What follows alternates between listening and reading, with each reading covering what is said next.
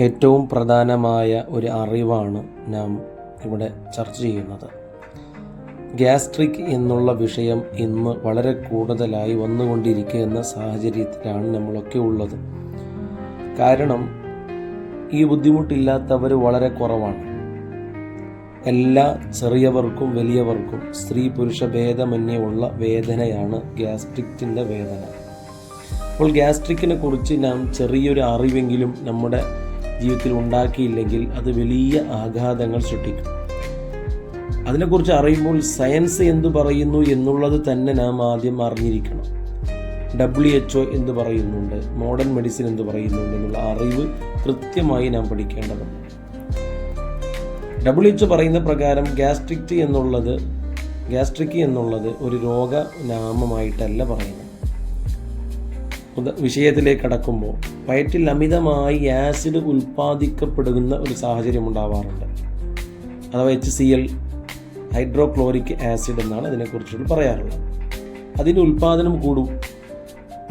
അതോടൊപ്പം തന്നെ ആസിഡിൻ്റെ സംരക്ഷണ സംവിധാനം ദുർബലമാവുകയും ചെയ്യും. ഈ രണ്ട് സാഹചര്യത്തിലും ഉണ്ടാകുന്ന ലക്ഷണത്തിൻ്റെ കൂട്ടങ്ങൾ അതേതൊക്കെയാണ് ആദ്യം അറിയണം. ഒന്ന്, ആസിഡ് റിഫ്ലക്ഷൻ ഉണ്ടാവും.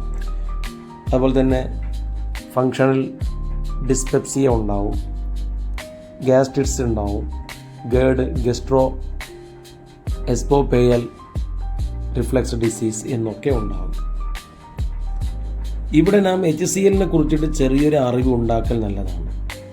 എന്താണ് HCl എന്ന് ഞാൻ പറഞ്ഞു. HCl ആസിഡ് എന്നുള്ളത് വളരെയേറെ ആവശ്യമായ ഒരു സാധനമാണ് നമ്മുടെ ശരീരത്തിന്. എന്തിനാണത്? ഭക്ഷണം ദഹിപ്പിക്കാൻ അത് വേണം, ബാക്ടീരിയകളെ നശിപ്പിക്കാൻ വേണം, വിറ്റാമിൻ B12 സംരക്ഷിക്കാൻ, അയറൺ, കാൽഷ്യം എന്നിവകളെ ക്ലിയറൻസ് ചെയ്യാൻ വളരെ ആവശ്യമാണ് HCl ആസിഡ് എന്നുള്ളത്. പക്ഷെ എപ്പോഴാണ് പ്രശ്നം വരുന്നത്? ആസിഡിൻ്റെ അധിക ഉപയോഗം അഥവാ അതിൻ്റെ പ്രൊഡക്ഷൻ കൂടുതലാവുക, ഭക്ഷണത്തിൻ്റെ സമയം തെറ്റുക, സ്ട്രെസ് മൂലം ആസിഡ് നിയന്ത്രണം നഷ്ടമാവുക, ഈ സമയത്തെല്ലാം പ്രശ്നങ്ങൾ വരുന്നുണ്ട്. അത് കാണാറും ഉണ്ട്. ഇനിയൊരു കാര്യം മനസ്സിലാക്കേണ്ടത്, ഇന്ന് ഗ്യാസ്ട്രിക് വളരെ കൂടുതലാണ് എന്ന് നമുക്കൊക്കെ അറിയാം. ഇവിടെ WHO അംഗീകരിച്ച കാരണങ്ങൾ എന്തൊക്കെയാണ്? അത് കൂടാനുള്ള കാരണങ്ങൾ, ഏറ്റവും പ്രധാനമായി ഒന്നാമതായി എണ്ണി പറയുന്നത് സ്ട്രെസ്സാണ്, മാനസിക സമ്മർദ്ദമാണ്. WHO പറയുന്നത് സ്ട്രെസ്സ്, എന്നിട്ട് ബ്രെയിന്, എന്നിട്ട് ഗട്ട് ആക്സിസ് തകരാറ്, എന്നിട്ട് ആസിഡ് ഓവറാവും, എന്നിട്ട് സെക്രേഷൻ അവിടെ ഉണ്ടാകും. വളരെ പ്രയാസമാണ്. അപ്പോൾ ടെൻഷൻ എന്നുള്ളത് നേരിട്ടിട്ട് വയറ്റിൽ ആസിഡിനെ അവിടെ ഇഞ്ചക്ട് ചെയ്യാൻ, അതവിടെ കൂട്ടാൻ അത് കാരണമാകുന്നുണ്ട്. അപ്പോൾ വളരെയേറെ സൂക്ഷിക്കണം. ബിസിനസ് ചെയ്യുന്നവർ, അധ്യാപകർ, മറ്റുള്ള എല്ലാവരും സ്ട്രെസ്സ് പരമാവധി ഒഴിവാക്കുക. രണ്ടാമതായി പറയുന്ന കാരണം ഭക്ഷണത്തിൻ്റെ സമയക്രമക്കേടുകളാണ്. രാവിലെ ഭക്ഷണം ഒഴിവാക്കുക, ദീർഘനേരം ഉപവാസമായി ഇരിക്കുക, ഭക്ഷണം കഴിക്കാതിരിക്കുക, രാത്രിയിൽ വൈകി ഭക്ഷണം കഴിക്കുക എന്നുള്ളത്. ഇനി ഒരാൾ പറയാണ്, ഞാൻ ഭക്ഷണം കഴിച്ചിട്ടില്ല എന്നുള്ളത് പിന്നെ ആസിഡ് ഇല്ലാതിരിക്കാൻ കാരണമൊന്നുമില്ല, ഉണ്ടാകാം. അതുപോലെ തന്നെ അങ്ങനെ ഒരാൾ ഭക്ഷണം കഴിക്കാതെ ക്രമക്കേട് ഇങ്ങനെ ആക്കി കഴിഞ്ഞ് ഗ്യാസ്ട്രിക് കൂടിയാൽ വയറ്റിലുള്ള പാളി ഉണ്ടല്ലോ, ആ പാളി തന്നെ ദഹിക്കാൻ തുടങ്ങുന്ന ഒരവസ്ഥയിലേക്ക് എത്തും. അതുകൊണ്ട് വളരെയേറെ ജാഗ്രത പാലിക്കേണ്ടതാണ്. മൂന്നാമതായി പറയുന്ന കാരണം തെറ്റായ ഭക്ഷണശീലങ്ങളാണ്. ഭക്ഷണത്തിലുള്ള ക്രമക്കേട് പറഞ്ഞു. ഭക്ഷണം കഴിക്കുന്നതിലുള്ള ശീലം, അമിതമായിട്ടുള്ള എരിവുള്ള ഭക്ഷണം, എണ്ണ കൂടിയിട്ടുള്ള ഭക്ഷണം, ഫാസ്റ്റ് ഫുഡുകൾ, ഡ്രിങ്ക്സുകൾ വളരെയേറെ പ്രധാനമായി നാം ത്യജിക്കേണ്ട വിഷയമാണ്. WHO പ്രകാരം അൾട്രാ എക്സ്ട്രാ പ്രോസസ്ഡ് ഫുഡ്, എന്നിട്ട് ഗട്ട് ഇൻഫ്ലമേഷൻ ഉണ്ടാകും. അവിടെ ഒരുപാട് തകരാറുകൾ നമ്മുടെ സ്റ്റൊമക്കിൽ ഉണ്ടാവും, എന്നിട്ട് ഗ്യാസ്ട്രിറ്റ്സ് അവിടെ കൂടാൻ കാരണമാകും. നാലാമതായി പറയുന്നത് കോഫി, ചായ, സിഗരറ്റുകളെ കുറിച്ചാണ്. കോഫീന് കൊണ്ട് ആസിഡ് സെക്രേഷൻ ഉണ്ടാവും, സ്മോക്കിങ്ങിലൂടെ ആസിഡ് റിഫ്ലക്ഷൻ ഉണ്ടാവും, ആൽക്കഹോളിലൂടെ ഗ്യാസ്ട്രിക് ലൈനിങ് ഡാമേജ് ഉണ്ടാവും. ലൈനിങ് ഡാമേജ് എന്ന് പറയുമ്പോൾ അവിടെ കൂട്ടത്തിൽ പറയുന്ന അഞ്ചാമത്തെ കാര്യം വളരെയേറെ പവർഫുള്ളാണ്. പൈൻ കില്ലർ മരുന്നുകൾ, ടാബ്ലറ്റ്സുകളൊക്കെ വളരെയേറെ നമ്മുടെ ശരീരത്തിൽ ബുദ്ധിമുട്ടുണ്ടാക്കും. അത് ഉണ്ടാക്കുന്ന കാര്യം ഡൈക്ലോഫെനാക്, അതുപോലെ തന്നെ ഐബ്ലൂപ്രൊഫൻ എന്ന് പറയുന്ന ബുദ്ധിമുട്ടുണ്ടാവും. അതോടൊപ്പം തന്നെ ഗ്യാസ്ട്രിക് ലിനിങ്ങിൻ്റെ നേരിട്ടിട്ട് കേടാകുന്ന ഒരവസ്ഥ അവിടെ ഉണ്ടാകാറുണ്ട്. ആറാമതായി പറയുന്ന അണുബാധയെക്കുറിച്ചിട്ടാണ്. ഇത് WHO പ്രധാനമായിട്ട് അംഗീകരിച്ചൊരു കാരണമാണ് ഗ്യാസ്ട്രൈറ്റിസിന്.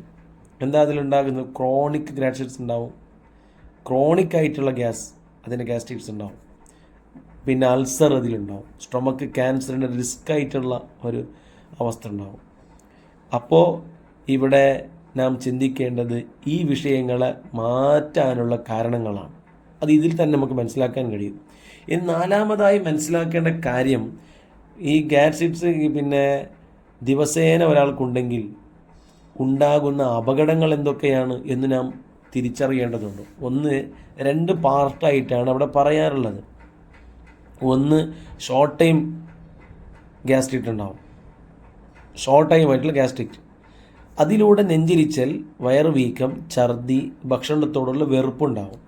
ഇനി ലോങ് ടൈം ഉണ്ടായാലോ, ഇതിന് WHO സീരിയസ് വാർണിംഗ് ആയിട്ടാണ് നമ്മോട് പറഞ്ഞു തരുന്നത്. ഒന്ന്, ഗ്യാസ്ട്രിക് അൾസർ ഉണ്ടാവും, ബ്ലീഡിങ് ഉണ്ടാവും, എനീമിയ, അവിടെ അയറൻ, B12 ഡിഫെൻസി ഉണ്ടാവും, അതുപോലെ തന്നെ ഡാമേജുകൾ ഉണ്ടാവും, സ്റ്റൊമക്ക് ക്യാൻസർ ഉണ്ടാവും. ഇത് വളരെ റയറാണ്, പിന്നെ വളരെ റിസ്ക്കുള്ള വിഷയമാണ്. അതുകൊണ്ട് വളരെ പ്രധാനമായിട്ട് ഈ വിഷയത്തെ നാം അറിഞ്ഞിരിക്കൽ നമ്മുടെ ബാധ്യതയാണ്. ഇനി ഇവിടെ മനസ്സിലാക്കേണ്ടത്, സയൻസ് അനുസരിച്ച് ഒരാൾക്ക് ഇതിനെ എങ്ങനെ ക്രമപ്പെടുത്താൻ പറ്റും, ഈ ജീവിതത്തിലുള്ള എല്ലാ സ്റ്റെപ്സുകളും സയൻസ് അനുസരിച്ചിട്ട് എങ്ങനെ എന്നുള്ളതാണ് നാം ചിന്തിക്കേണ്ടത്. WHO പറയുന്ന സ്റ്റൈൽ സിമ്പിൾ എക്സ്പ്ലനേഷൻ മോഡലിലൂടെ നമുക്ക് പറഞ്ഞു തരുമ്പോൾ, ഗ്യാസ്ട്രിക് ഒരു വയറിൻ്റെ മാത്രം രോഗമായിട്ടല്ല നാം കാണേണ്ടത്. ജീവിതശൈലി, ഭക്ഷണം, മനസ്സ്, ഈ മൂന്ന് തമ്മിലുള്ള ബാലൻസ് തെറ്റുമ്പോൾ വരുന്ന പ്രശ്നങ്ങളാണിതൊക്കെ. അതുകൊണ്ട് തന്നെ ഇതിനെ നിയന്ത്രിക്കാൻ വേണ്ടി നാം ഓരോരുത്തരും ശ്രദ്ധിക്കണം. ഇവിടെ ഗോൾഡൻ സ്റ്റെപ്സ് എന്ന് പറഞ്ഞിട്ട് ഒരു 5 സ്റ്റെപ്പുകൾ പറയുന്നുണ്ട്. അതിൽ ഒന്ന്, സമയത്ത് ഭക്ഷണം കഴിക്കുക, മാനസിക സമ്മർദ്ദം നിയന്ത്രണമുണ്ടാക്കുക, എരിവ്, എണ്ണ കുറക്കാൻ വേണ്ടി ശ്രദ്ധിക്കുക, ഉറക്കം നന്നാക്കുക, മരുന്നുകൾ ഡോക്ടർമാർ പറഞ്ഞിട്ടുണ്ടെങ്കിൽ അത് കഴിക്കുക, അല്ലാതെ പറയാതെ കഴിക്കുന്നത് ഒഴിവാക്കുക. WHO പ്രാഥമികമായി പറഞ്ഞു തരുന്ന ലൈഫ് സ്റ്റൈൽ വിഷയങ്ങൾ, നമ്മുടെ ജീവിതത്തിൻ്റെ മാനേജ്മെൻറ്റുകൾ, അതുപോലെ തന്നെ സ്ട്രെസ് മാനേജ്മെൻറ്റ്, അതുപോലെ തന്നെ ആൽക്കഹോൾ, അതുപോലെ തന്നെ നമ്മുടെ സിഗരറ്റ്, അതുപോലെ തന്നെ മറ്റുള്ള നമ്മുടെ ശരീരത്തിന് ആകാത്ത കാര്യങ്ങളൊക്കെ ഒഴിവാക്കുക. അതുപോലെ തന്നെ നല്ല ആക്ടിവിറ്റീസ് നാം ചെയ്യുക.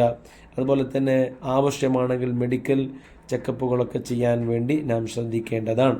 ഇതാണ് WHO നമ്മോട് ഗ്യാസ്ട്രിക്കുമായി ബന്ധപ്പെട്ട് സൂചിപ്പിക്കുന്നത്.